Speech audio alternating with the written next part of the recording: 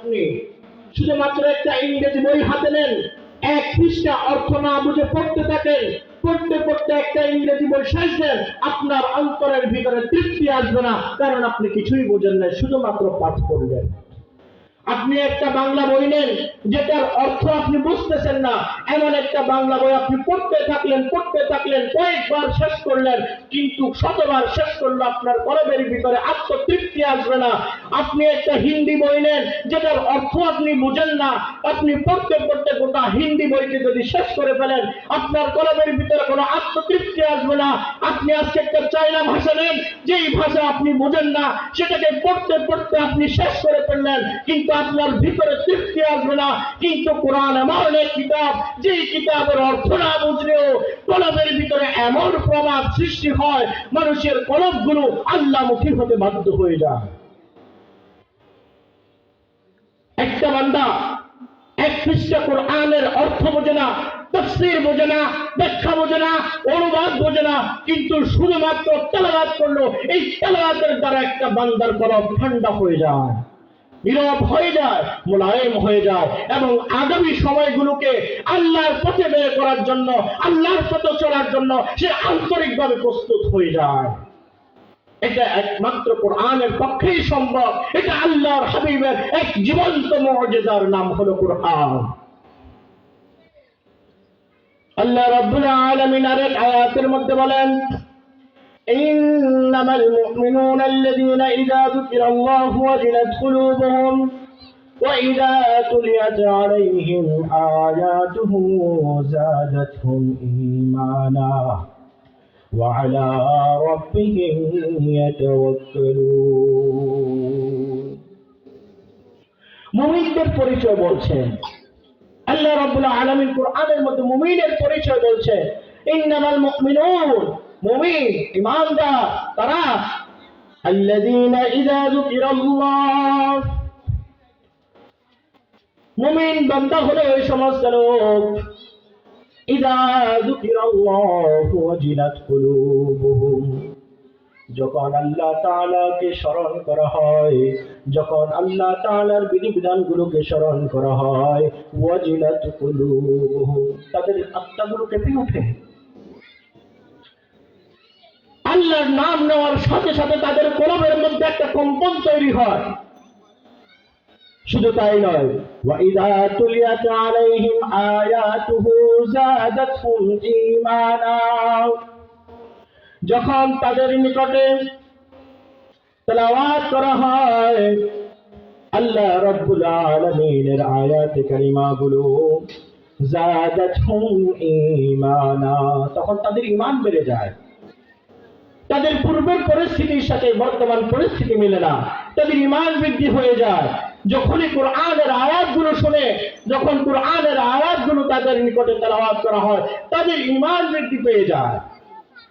وَإِذَا تُلِيَتْ عَلَيْهِمْ آيَاتُهُ زَادَتْهُمْ إِيمَانًا وَعَلَى رَبِّهِمْ يَتَوَكَّلُونَ, এবং তারা আল্লাহ রাব্বুল আলামিনের উপর, তাদের রবের উপরে ভরসা করা শুরু করে। তারা শুধুমাত্র তাদের রবের উপরে ভরসা করে। কোরআনের প্রভাব, এই তেলাওয়াতের প্রভাব, শুধুমাত্র তেলাওয়াত, যার অর্থ বোঝা যায় না, ব্যাখ্যা বোঝা যায় না, যে বুঝলো না, যে তেলাওয়াতের অর্থটা বুঝলো না, যে তেলাওয়াত করলো সে এর ব্যাখ্যাটা বুঝলো না, তাফসীরটা বুঝলো না, কিন্তু তারপরেও তার কি প্রভাব, শুধুমাত্র ঈমানদারদের মধ্যে নয়, কাফেরদের মধ্যে পর্যন্ত এই প্রভাব বিস্তার করে। ঈমানদারদের মধ্যে এর প্রভাব এমন ভাবে বিস্তার হয়, মক্কার মধ্যে যখন আল্লাহর নবী হযরত মুহাম্মদুর রাসূলুল্লাহ সাল্লাল্লাহু আলাইহি ওয়াসাল্লাম কোরআনের বাণী প্রচার করতেছেন, দিকে দিকে শত্রু বাড়তে থাকলো, শত্রুর সংখ্যা বাড়তে থাকলো, আর অপরদিকে ঈমানদারদের সংখ্যা যখন বাড়তেছে, কাফেররা আতঙ্কিত হয়ে যাচ্ছে, হায় হায় 2 দিন পরে বুঝি গোটা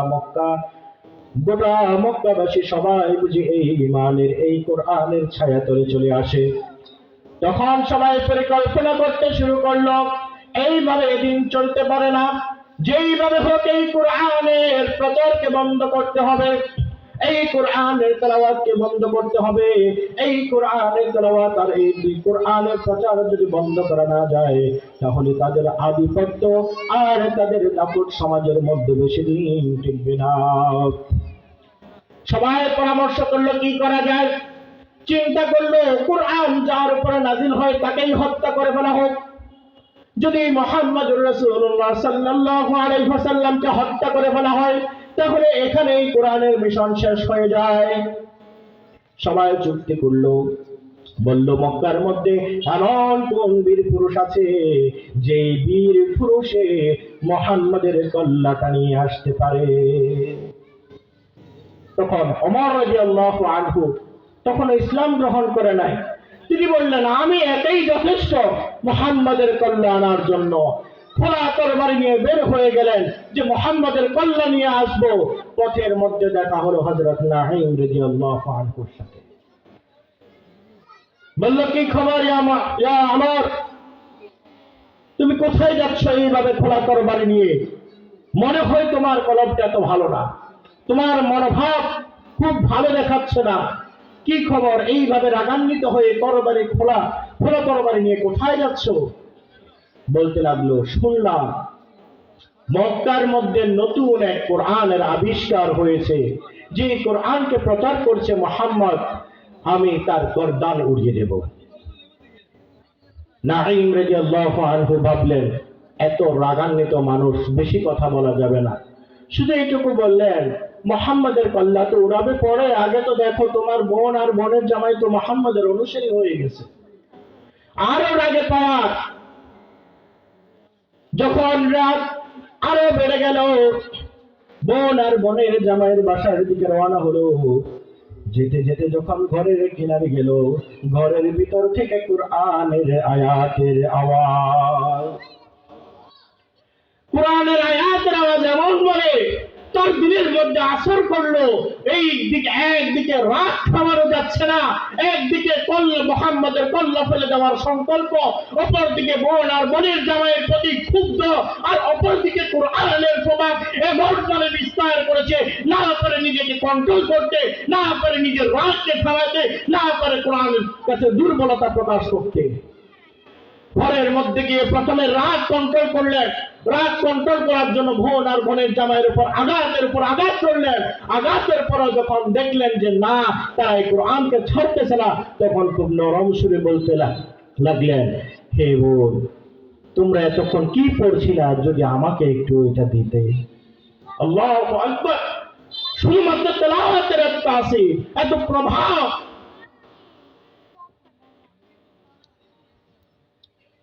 তখন ওমর রাদিয়াল্লাহু আনহু বললেন, ভাই, তুমি এখনো কুফরের মধ্যে লিপ্ত, এখনো তোমার মধ্যে ঈমানের জাগরণ হয় নাই।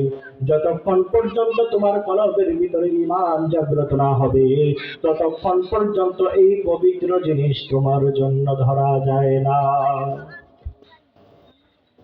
তখন দিক নির্দেশনা চাইতে লাগলেন। চাইতে চাইতে বাস প্রস্তুত হয়ে গেলেন, আজকে এখনই ইসলাম গ্রহণ করবেন। এই বোনের জামাই ঘর থেকে রওনা হয়ে গেলেন, এই নাঙ্গা তরবারি নিয়ে রাসূল সাল্লাল্লাহু আলাইহি ওয়াসাল্লামের দারুল আরকামের দিকে রওনা হয়ে গেলেন। আর সেখানে গিয়ে তিনি সাথে সাথে ইসলাম গ্রহণ করে ফেললেন। দাওয়াতের প্রভাব এত বেশি, শুধুমাত্র ঈমানদারদের মধ্যে নয়, বরং কাফের যারা আছে তাদের ভিতরে এই প্রভাব, তাদের ভিতরে এক প্রভাব বিস্তার করত। কলবের ভিতরে এক ঝড় তুলে দিত। মক্কার মধ্যে